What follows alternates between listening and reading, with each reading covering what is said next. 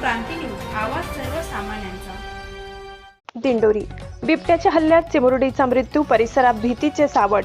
वलखेड शिवारातील धक्कादायक घटना।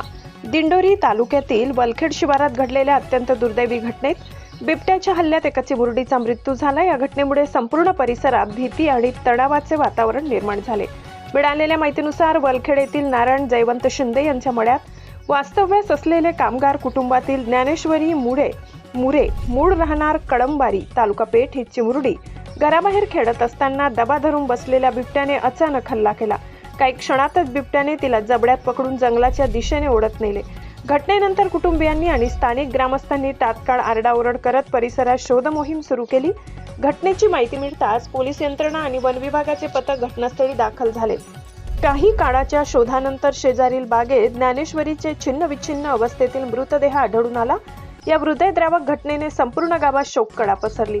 दरम्यान बिबट्याच्या वाढत्या हालचालींमुळे वलखेड व दिंडोरी परिसरात नागरिकांमध्ये प्रचंड भीतीचे वातावरण निर्माण झाले आहे। या घटनेमुळे संपूर्ण परिसरात हळहळ व्यक्त केली जात आहे। महाराष्ट्र क्रांती न्यूज साठी प्रतिनिधी गोरख जाधव, दिंडोरी।